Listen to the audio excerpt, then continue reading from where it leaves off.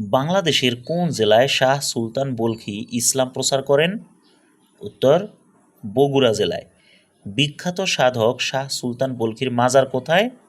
উত্তর, মহেস্থানগড়ে অর্থাৎ বগুড়ায়। পরশুরামের প্রাসাদ কোথায় অবস্থিত? মহেস্থানগড়।